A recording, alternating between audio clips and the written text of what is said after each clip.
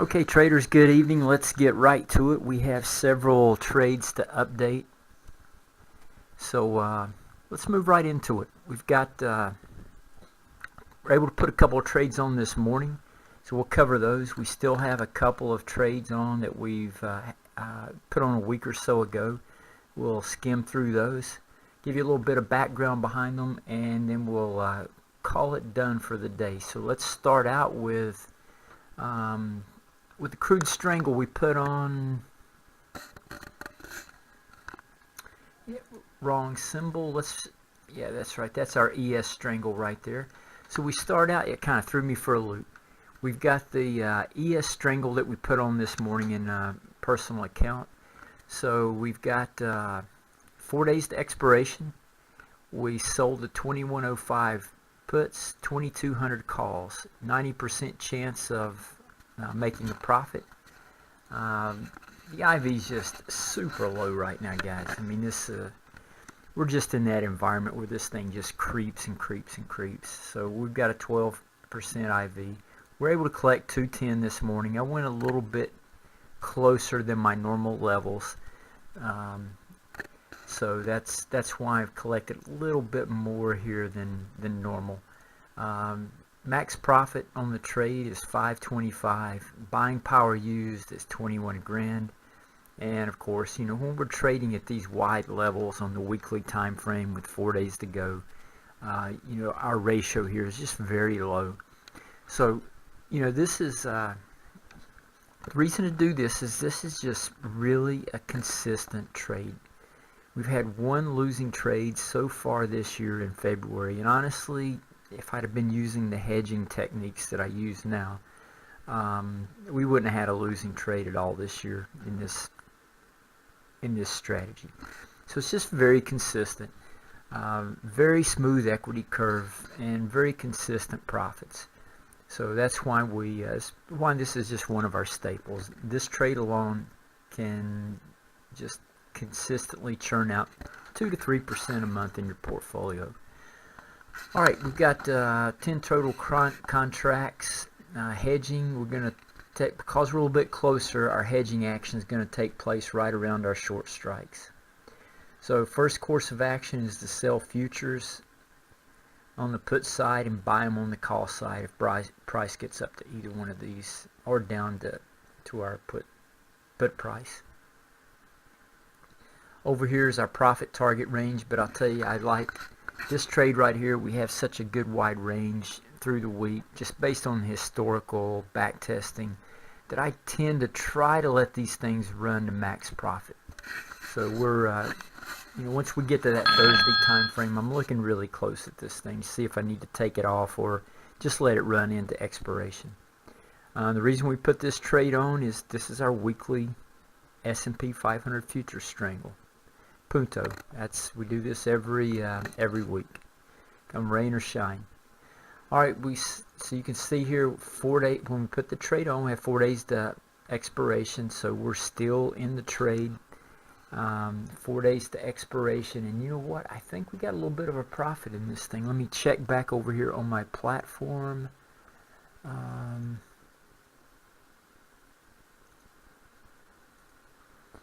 And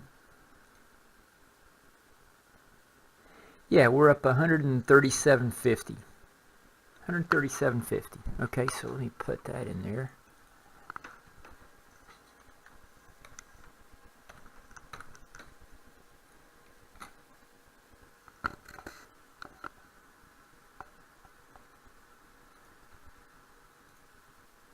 Again, guys, this is just a really super reliable trade. If you traded this thing to 50% of the profit, I don't know if you would ever. I tend to let it run, but I haven't tested on taking this thing off at the 50% profit level because that gets very commission intensive. But you would only be in this trade, I'd say, over 80% of the time. You'd be able to take this trade off on a Tuesday if you put it on Monday morning at 50% profit level. Like I said, I can make that statement because I trade this thing every week. All right, let's check our next trade out. This is the crude strangle. We put this crude strangle on last night.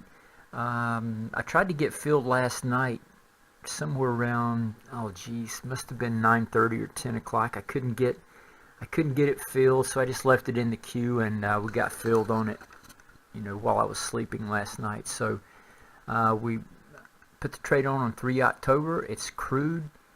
It's strangle. We've got 44 days to expiration. We sold the 40 puts and 56 calls. 77% chance of making a profit on this trade. And I got to jump to this trade just right off the bat. This thing is just, put it on this morning and it's already up 400 bucks. Actually, change that, 450. We're up 450 bucks on this thing. We collected 71 cents in premium. Max profits 35.50. Buying power as 9,400. So you'll see here that ratio is really thick, really high on the crude. So it almost matches the IV.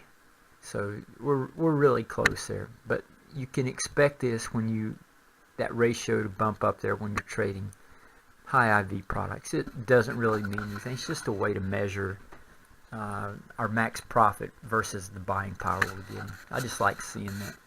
All right, we got 10 contracts on this trade. Here's our cost. Hedging at the 42 side on the low side and 53 on the call side. That's where we're going to start taking some action. Okay, here's our plan for adjustments if we have to. If we don't get the move in theta that we're looking for this week, what I'm looking for is to try to hit that 25% profit target this week or greater. If we don't get that, then we'll look at managing the deltas a little bit closer. As we get closer to those action points, and by that I mean I may make some incremental adjustments to the deltas just prior to getting to those, just prior to getting to the action points, either the 42 or 53 side. So our first course of action at one of our action points is to adjust with options.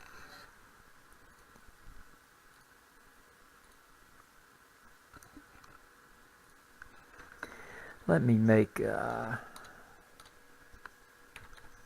some adjustments right here to my spelling. Yes. Okay.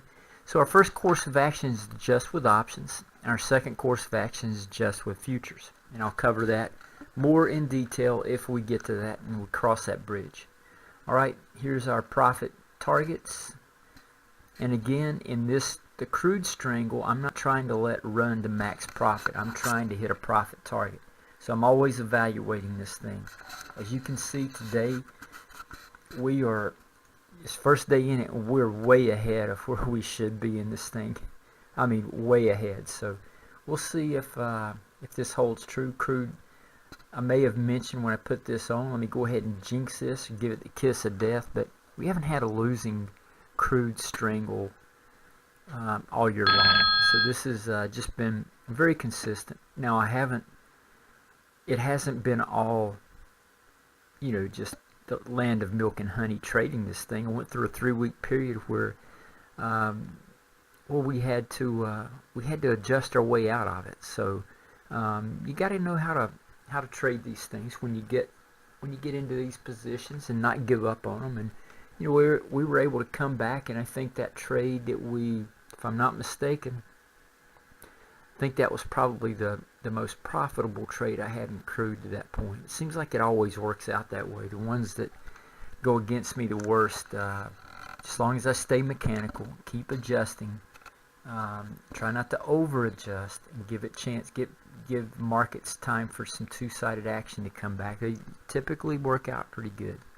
There are those few that just won't work out though. All right, that's our crude trade. Let's check the next one. Okay, we have the retirement account trade. This is the Iron Condor. Put this one on September 26th with 42 days to go. I stay with the SPX in my retirement account. I typically don't venture away from that. That's just that's such a consistent trade. It's such a good vehicle for me to trade. Very liquid. Get trades on very quickly in the SPX. So I've been trading it for years and years and years like this. I haven't been that consistent trading in my retirement account. I tend to get focused on other trading things, and 4 months will go by and I'm like, wow, I've just completely forgot about my retirement account. So that's what happened this year. First part of the year I got focused, sidetracked, distracted, whatever you want to call it, for the first 5 months of the year. And we started trading this thing I think about June time frame, and we're already back up again, close to 20% I think since June, just trading this and not really swinging for the fences.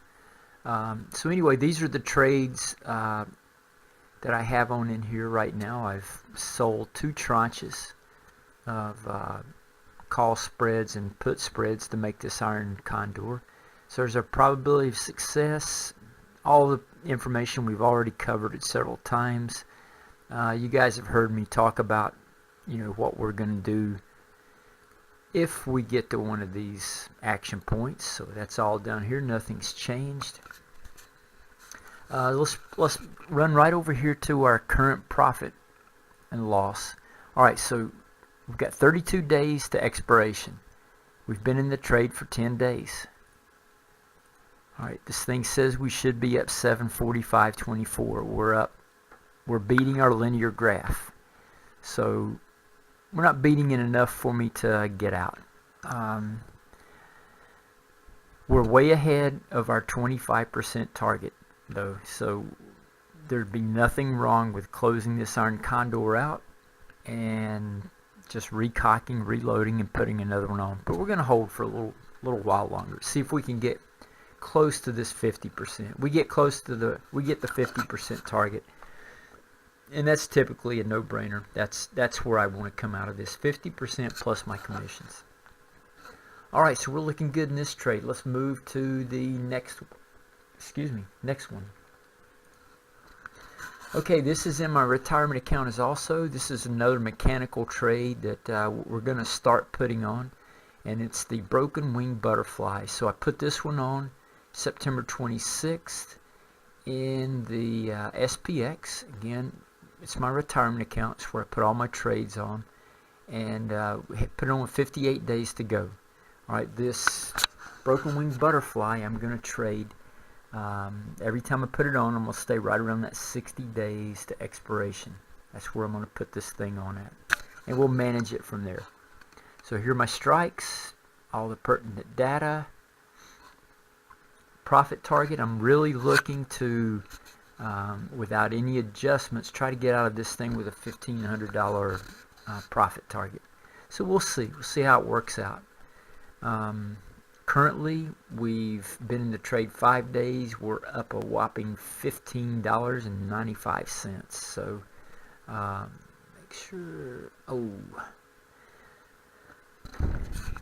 Let me type a code in right quick here, guys. For some reason, I have pulled this code out, and I just need to type it in right quick. Bear with me.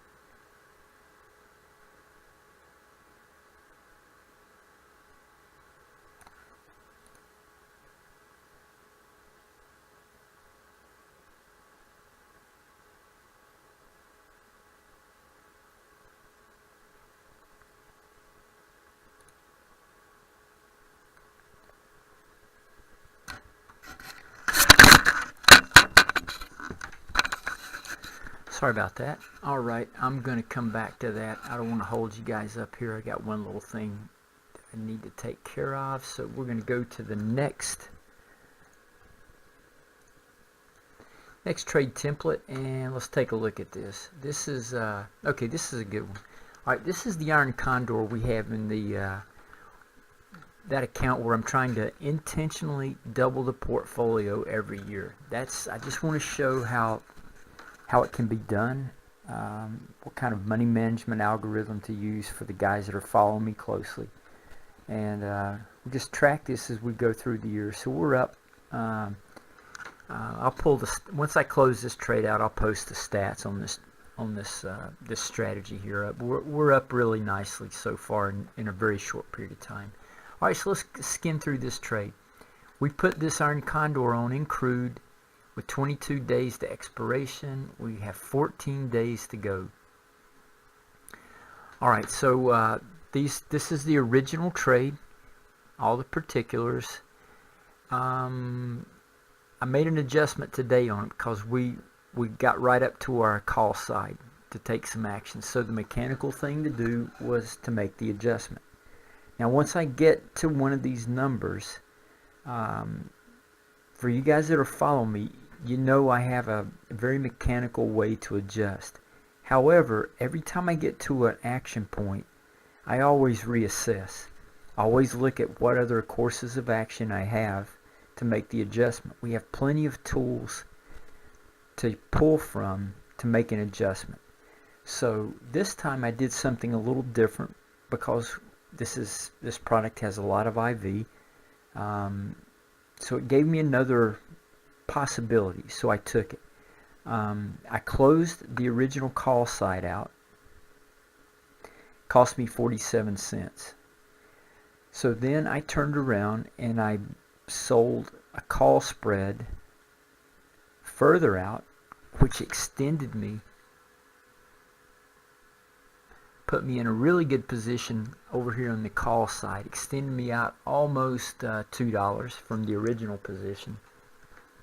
So I've got plenty of room to run to the upside, plenty more. But what I had to do in order to, let's say, just balance the trade out was I sold twice as many call spreads in order to pay for that, for the call spread that I closed out.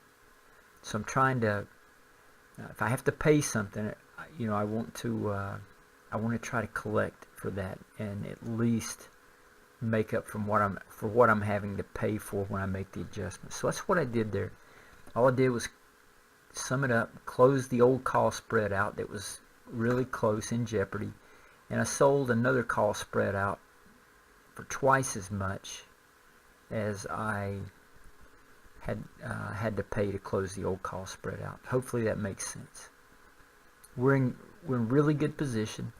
So yeah, hopefully this trade will just continue to pan out for us. But we got a really nice range in here right now.